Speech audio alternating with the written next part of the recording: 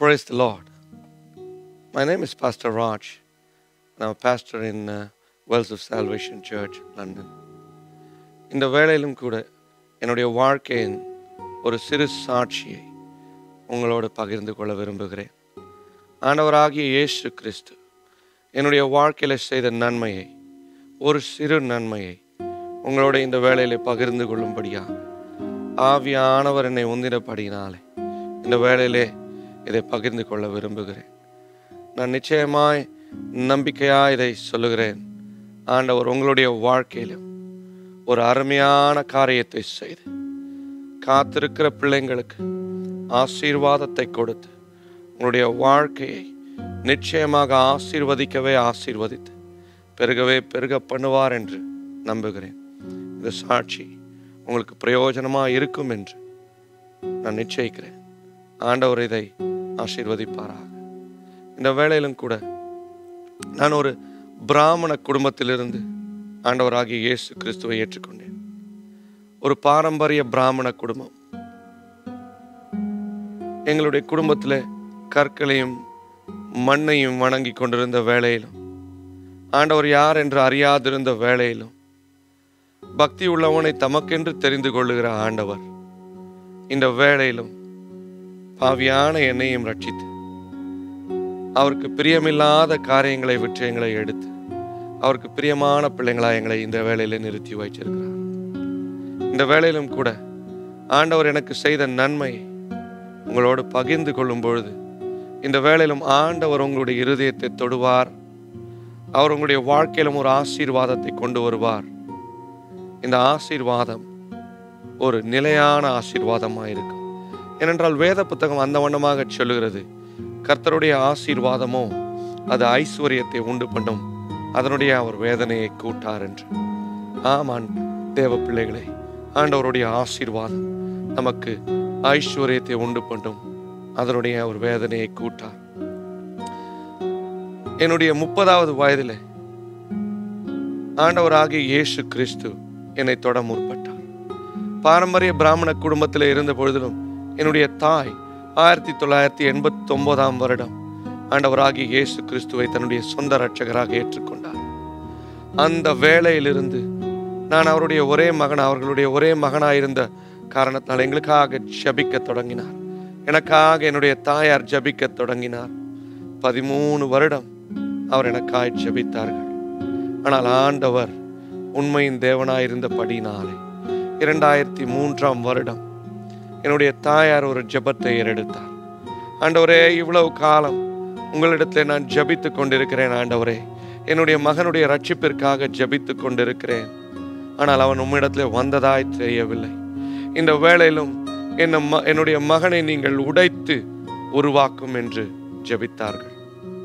ஆண்டவர் அந்த ஜெபத்திற்கு பதில் கொடுத்தார். 2003ஆம் வருடம் நான் என்னுடைய தாயாரின் வீட்டில் இருந்தேன், படுத்து கொண்டிருந்தேன்.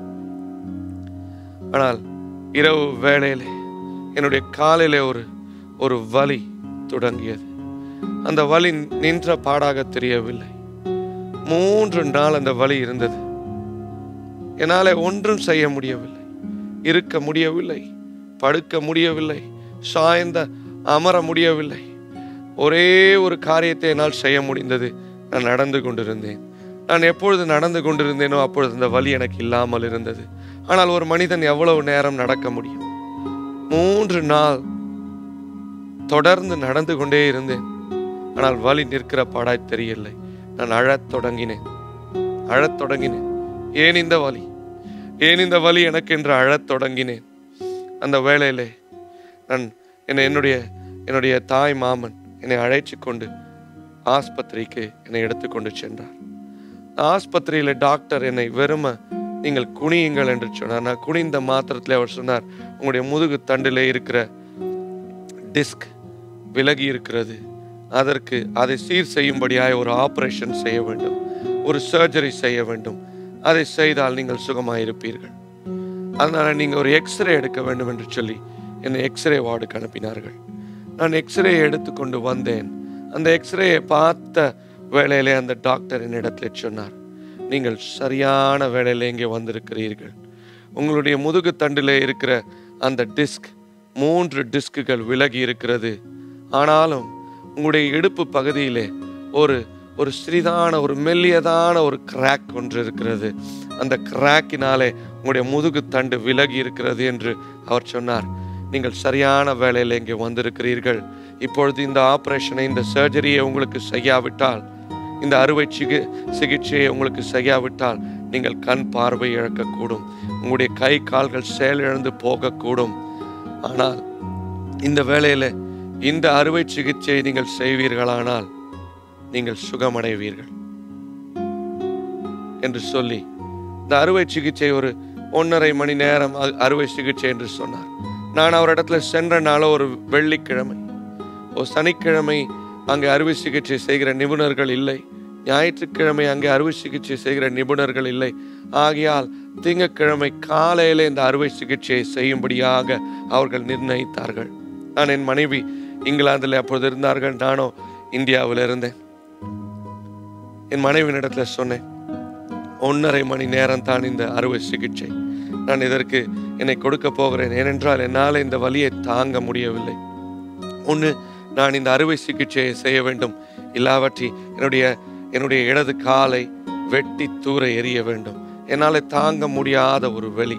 இங்கிலீஷில் சொல்ல போனால் ஒரு எக்ஸ்க்ரூஷியேட்டிங் பெயின், தாங்க முடியாத அளவிற்கு ஒரு வலி. அந்த வலியை என்னால் எடுத்து போட முடியவில்லை. நான் ஆண்டவரை அந்த வேளையிலே அறியவில்லை. என்னை உலகத்தின் பிரகாரமாக அறுவை சிகிச்சைக்கு என்னை ஒப்பு கொடுத்தேன். தேவ பிள்ளைகளே, இந்த வேளையிலும் கூட ஆண்டவர் உங்களோட பேசி கொண்டிருக்கிறார். அதற்கு முன்பாக அநேக தேவ பிள்ளைகள் எனக்காக வந்து ஜெபித்தார்கள். நான் ஆண்டவரை அறியாதிருந்தேன். ஆனால் என்னுடைய தாய் என்னிடத்தில் சொன்ன காரணத்தின் நிமித்தமாக சங்கீதம் 23 நான் ஒவ்வொரு நாளும் காலையிலும் மாலையிலும் இரவிலும் சொல்லிக்கொண்டே இருந்தேன். ஆனாலும் ஆண்டவரை அறியாதிருந்தேன். அந்த அறுவை சிகிச்சைக்கு என்னை ஒப்பு கொடுத்தேன். பிரியமான பிள்ளைகளே, அந்த காலை வந்தது, அறுவை சிகிச்சை தொடங்கியது. என் உயிர் போய் உயிர் வந்த நிலைமை. 1.5 மணி நேரம் என்று அவர்கள் சொன்ன அந்த அறுவை சிகிச்சையோ 7 மணி நேரம் அது சென்றது. அந்த அறுவை சிகிச்சை, என்னை அறுவை சிகிச்சையை செய்து என்னை மறுபடியுமாய் அந்த போஸ்ட் ஆபரேட்டிவ் வார்டில் கொண்டு வந்து போட்டார்கள். என்னால் தாங்க முடியாத ஒரு வலி, என் உடம்புல தாங்க முடியாத ஒரு வலி, என் இருதயத்தில் தாங்க முடியாத ஒரு பாரம். ஏன் ஆண்டவரே எனக்கு இந்த வலி என்று நான் ஆண்டவரை அறியாதிருந்த பொழுதிலும் நான் வணங்கி கொண்டிருந்த தேவர்களை எல்லாம் கூப்பிட்டேன். என்னை யாராவது வந்து காப்பாற்ற மாட்டீர்களா? எனக்கு விடுதலை இல்லையா என்று ஜெபித்து கொண்டிருந்தேன். ஆனால் நான் நம்பியிருந்த அந்த தேவர்களிடத்திலிருந்து எனக்கு விடுதலை வரவில்லை. உனக்கு ஒத்தாசை வரும் பர்வதத்திலிருந்து ஒத்தாசை வரும் என்று சொல்லப்பட்டிருக்கிறபடியாக சங்கீதக்காரன் சொன்னான், எனக்கு ஒத்தாசை வரும் பர்வதத்திற்கு நேராக என்னுடைய கண்களை ஏறெடுத்தேன். வானத்தையும் பூமியையும் படைத்த கர்த்தரிடத்திலிருந்து எனக்கு ஒத்தாசை வந்தது என்று சங்கீதக்காரன் சொன்னான். ஆம் பிரியமானவர்களே, நிச்சயமாக இந்த வேளையிலே நான் ஆண்டவரை ருசித்தபடினாலே உங்களிடத்தில் சொல்லக்கூடும், ஒத்தாசையின் பர்வதம் கர்த்தரிடத்திலிருந்து எனக்கு உண்டாயிருக்கிறது. கர்த்தரிடத்திலிருந்து எனக்கு உண்டாயிருக்கிறது. அவர் என்னுடைய அறுவை சிகிச்சையை மாத்திரமல்ல, அந்த டாக்டர்கள் அறுவை சிகிச்சை செய்தார்கள். ஆனால் அவர்கள் முதுகு தண்டிலிருந்து எடுக்க வேண்டிய ஒரு டிஸ்கை அவர்கள் அதிலே விட்டு விட்டார்கள். எந்த L3 என்கிற டிஸ்க் என்னுடைய இடது காலுக்கு போய் கொண்டிருந்த நரம்பை தொட்டு கொண்டிருந்ததோ, இப்பொழுது L4 இருந்த டிஸ்க் அந்த இடத்தை விட்டு நழுவி என்னுடைய வலது காலுக்கு போகிற நரம்பை தொட்டு கொண்டு இருக்கிறது. ஆனால் எனக்கு வலி ஒன்றும் இல்லை. நான் அறிவேன் அந்த வலி இருந்தால் எனக்கு எப்படியாக இருக்கும் என்று. ஏனென்றால் என்னுடைய இடது காலை வெட்டி போடத்தக்கதான ஒரு வலி எனக்கு இருந்தது. ஆண்டவர் எனக்கு அறுவை சிகிச்சை செய்தது மாத்திரமல்லாமல் அந்த வேளையில அந்த டாக்டர்கள் சரியாய் செய்யாதபடினாலே நான் அந்த ஆஸ்பத்திரியிலே படுத்து கொண்டிருக்கும் பொழுது 3வது நாள் என்னுடைய சரீரத்தில் ஒரு வல்லமை பாய்கிறதை நான் உணர்ந்தேன். அது எப்படியாக இருந்தது என்றால், ஒரு 240 வோல்ட் எலக்ட்ரிசிட்டி எனக்குள்ளாய் பாய்கிறதை போல நான் உணர்ந்தேன். என்னுடைய உச்சன் தலையிலிருந்து உள்ளங்கால் வரைக்கும் 1,000,000 ஊசிக்களை எனக்குள்ளாய் பாய்க்கிறது போல நான் உணர்ந்தேன். I felt 1,000,000 needles pass through me from my head to my toe. நான் ஆண்டவரை அறியவில்லை. அந்த வேளையிலே அந்த உணர்வை என்னாலே கட்டுப்படுத்த முடியவில்லை. நான் தூக்கி எறியப்பட்டேன். இரவு வேளையிலே நான் தூக்கி எறியப்பட்டேன். 3 நாள் 3 இரவு அதே வேளையிலே இந்த காரியம் என்னுடைய வாழ்க்கையில நடந்தது. இந்த வல்லமை என்னை தொட்டது. யார் தொட்டது என்பதை அறியாமல் இருந்தேன். பாஸ்டர்கள் வந்து எனக்காக ஜெபித்தார்கள். என்னுடைய தாய் எனக்காக ஜெபித்து கொண்டிருந்தார்கள். ஆனால் இந்த 3வது நாள் எனக்கு அறுவை சிகிச்சை செய்த ஒரு டாக்டர், அதில் 7 டாக்டர்கள் அறுவை சிகிச்சை செய்தார்கள். ஆனால் இதில் அறுவை சிகிச்சை செய்த ஒரு டாக்டர், அவர் என்னுடைய நண்பராக இருந்தார். அவர் என்னிடத்துல வந்து சொன்னார், குரு, நீ இந்த அறுவை சிகிச்சை செய்யப்பட்டிருக்கிறது, உனக்கு சுகம் உண்டாயிருக்கும், ஆனால் பிள்ளைக்காக நீ ட்ரை பண்ணாதீர் என்று. Don't try for a baby, it will be fatal என்று சொன்னார். உன்னுடைய உயிருக்கு அது பாதிப்பாக இருக்கும் என்று சொன்னார்.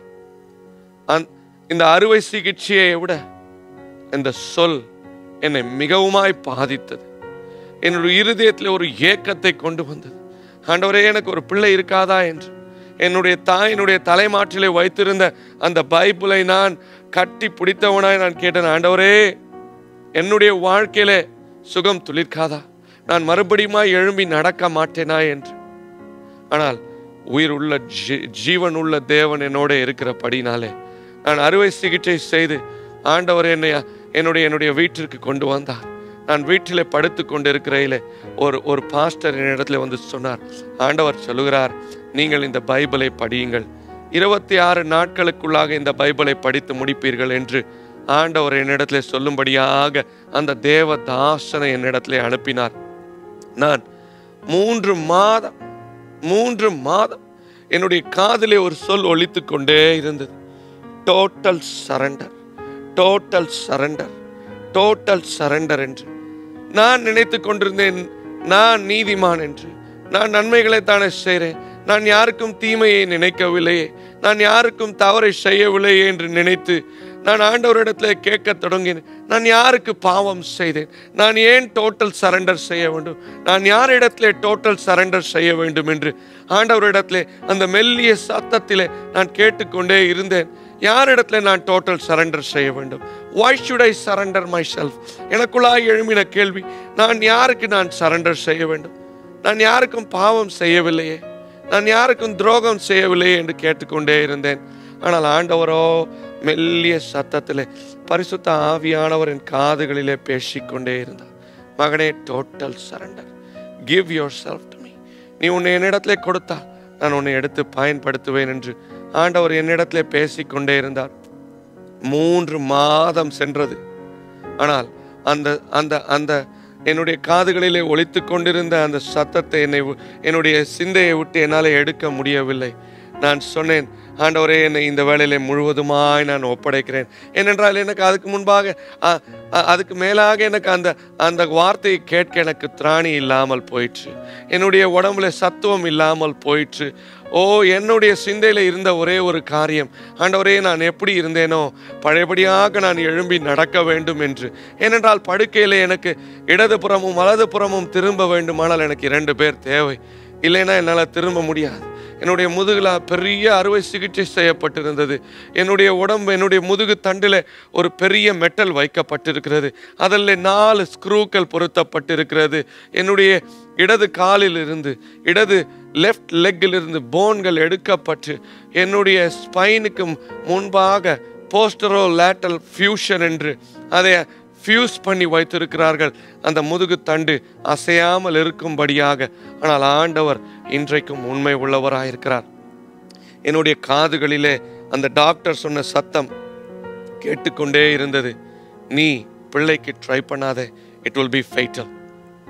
நீ பிள்ளைக்கு ட்ரை பண்ணாதே, இட் வில் பி ஃபேட்டல் என்று. எனக்கு அது என்னுடைய இருதயத்தை மிகமாய் நொறுக்கினது. அன்பான தேவ பிள்ளைங்களே, ஆனால் கர்த்தர் உண்மை உள்ளவராயிருந்தார். எப்பொழுது நான் தேவ சத்தத்திற்கு இணங்கி என்னை ஒப்பு கொடுத்தேனோ அந்த வேளையிலிருந்து பரிசுத்த ஆவியானவர் என்னை நிரப்பத் தொடங்கினார். பரிசுத்த ஆவியானவர் என்னை நிரப்பத் தொடங்கினார். ஆண்டவர் என்னை நிரப்பத் தொடங்கினார். என்னுடைய சொப்பனத்திலும் தரிசனத்திலும் எனக்கு ஆண்டவர் வந்து பேசத் தொடங்கினார். டாக்டர்கள், இந்த உலகத்து மனிதர்கள் உனக்கு பிள்ளை இல்லை என்று சொன்னார்கள். நீ பிள்ளைக்கு நீ ட்ரை பண்ணாலே அது உன்னுடைய வாழ்க்கைக்கு அது பெரிதான சேதத்தை உண்டுபடுத்தும், அது உன்னுடைய வாழ்க்கையை உன்னை விட்டு எடுத்து போடும், இட் வில் பி ஃபேட்டல் என்று சொன்னார்கள். ஆனால் என்னுடைய தேவன் எனக்கு உயிரை கொடுத்தவர். அவர் என்னிடத்திலே வந்து சொன்னார், மகனே, நான் உனக்கு ஒரு பிள்ளையை கொடுத்திருக்கிறேன். God came in a vision to me and he showed me a baby. The baby was so beautiful. The baby was so beautiful because I was a baby in Christ. நான் ஆண்டவருக்குள்ளாக அப்பொழுதுதான் என்னை ஒப்பு கொடுத்தேன். ஆகையினாலே ஆண்டவராலே என்ன செய்ய முடியும் என்பதை அறியாமல் இருந்தேன். ஆண்டவர் வேத வசனங்களில் இருந்து என்னோட பேசத் தொடங்கினார். என்னுடைய வாழ்க்கையிலே அவர் இடைப்பட தொடங்கினார்.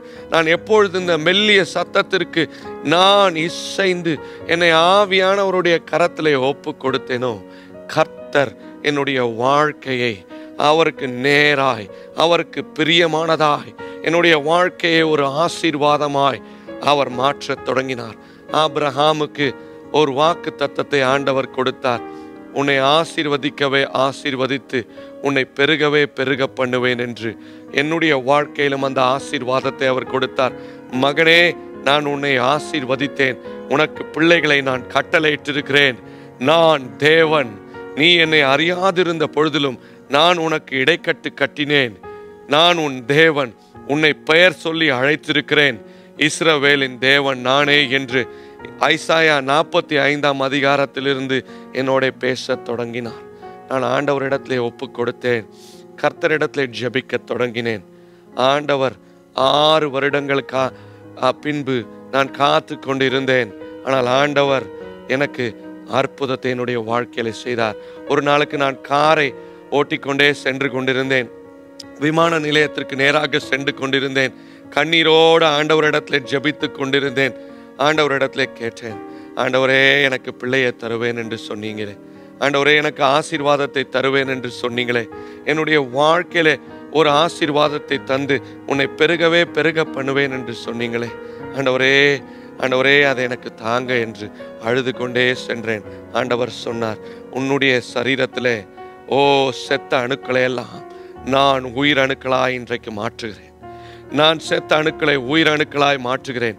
ஆபிரகாமுடைய செத்த அணுக்களை உயிரணுக்களாய் நான் மாற்றினேன்.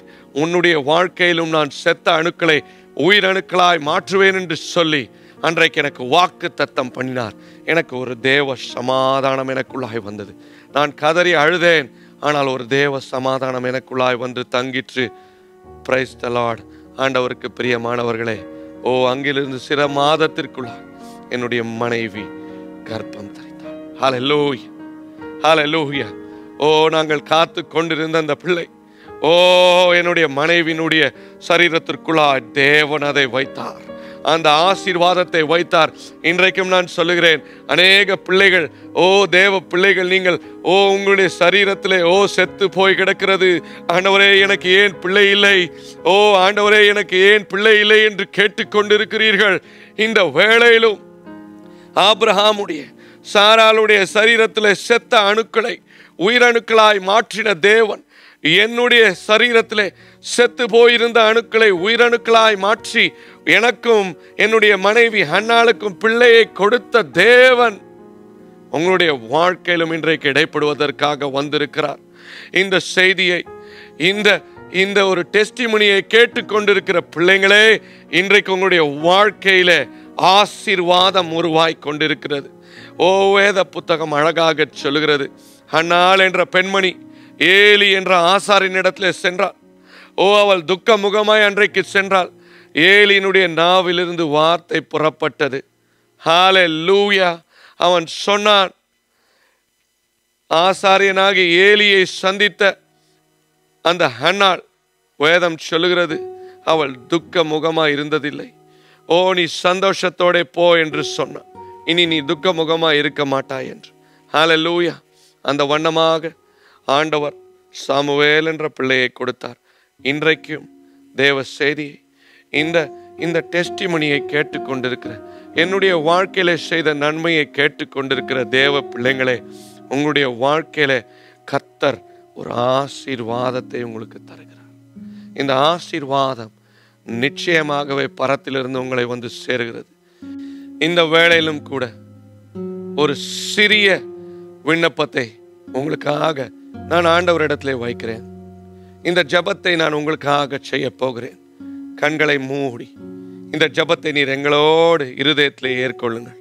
யாரெல்லாம் பிள்ளைக்காக காத்து கொண்டிருக்கிறீங்களோ, நீங்கள் ஆண்டவரை அறிந்திருந்தாலும் ஆண்டவரை அறியாதிருந்தாலும் இயேசு ஒருவரே தேவன். அவரிடத்திலிருந்து மாத்திரமே ஜீவன் உண்டாகிறது. ஏனால் அவர் ஜீவனுக்கு அதிபதி என்று வேதம் சொல்லுகிறது. இந்த வேளையிலும் நாங்கள் கண்களை மூடுவோம். அன்பின் பரலோக தகப்பனே, இந்த டெஸ்டிமனி ஆண்டவரே ராஜா, நீர் என்னுடைய வாழ்க்கையில செய்த நன்மையின் சாட்சியை கேட்டுக்கொண்டிருக்கிற ஒவ்வொரு பிள்ளைங்களையும் கர்த்தர் நீர் ஆசீர்வதிப்பீராக. இந்த கர்ப்பத்தில் இருக்கிற தடைகளை எல்லாம் கர்த்தர் நீர் எடுத்து போட்டு, ஹல்லேலூயா, யாக்கோபுக்கும் ராகேலுக்கும் ஆண்டவரே ராஜா பிள்ளையை கொடுத்த தகப்பன், யோசேப்பை கொடுத்த தகப்பன், இந்த வேளையிலும் எனக்கும் ஹன்னாலுக்கும் ஏஞ்சலாவையும் கிரேசியையும் பிள்ளைங்களாய் கொடுத்த தகப்பன், இந்த பிள்ளைங்களையும் ஆசீர்வதிப்பீராக. இந்த அபிஷேகம் கேட்டுக்கொண்டிருக்கிற ஒவ்வொரு பிள்ளைங்களுக்கும் கடந்து செல்வதாக. உபாகமம் 7ஆம் அதிகாரம் 13ஆம் வசனத்தின்படி ஆண்டவரே ராஜா, நீர் நன்மையை செய்யும்படியாகும். ஆண்டவரே, ஆணிலாகிலும் பெண்ணிலாகிலும் மலர் இருப்பதில்லை என்று சொன்னவர் ஆண்டவரே ராஜா, பிள்ளையை கட்டளையிடுவீராக. இது பரத்திலிருந்து உண்டாகிற பிள்ளைகளாயிருக்கட்டும். ஆண்டவரே, இது தேவ நாமத்தின் மகிமைக்காக நீர் ஆண்டவரே ஆசீர்வதிக்கிற பிள்ளைங்களாயிருக்கட்டும். இந்த வேளையிலும் கூட உன் துக்கமெல்லாம் சந்தோஷமாய் மாறும், உன் கண்ணீரெல்லாம் ஆனந்த களிப்பாய் மாறும் என்று எரேமியா 31ஆம் அதிகாரம் 13ஆம் வசனத்திலே சொல்லப்பட்டிருக்கிற வாக்கு தத்தம் இந்த பிள்ளைங்களுடைய வாழ்க்கையிலே நிறைவேறட்டும். இயேசு கிறிஸ்துவினுடைய நாமம் மகிமைப்படட்டும். இயேசுவே ஜீவனுக்கு அதிபதி என்று எல்லா பிள்ளைங்களும் உணர்ந்து கொள்ளட்டும். இந்த பிள்ளைங்களுக்கு சாட்சி ஆண்டவரே அவர்களுடைய வாழ்க்கையில உருவாகட்டும். இயேசுவின் நாமத்தினாலே ஜெபத்தை ஏறெடுக்கிறேன். ஜெபத்தை கேட்டு நீர் ஆசீர்வதித்தீர், அதற்காக ஸ்தோத்திரம். ஜீவனுள்ள நல்ல பிதாவே, ஆமேன், ஆமேன், ஆமேன். இந்த சாட்சியை கேட்ட பிள்ளைங்களுக்கு ஆண்டவர் இந்த ஆசீர்வாதத்தை இன்றைக்கு கட்டளையிடுகிறார். மீண்டுமாய் உங்களோடு என்னுடைய சாட்சிகளை பகிர்ந்து கொள்ளும்படியாக தேவன் கிருபை செய்வாராக. ஆமேன்.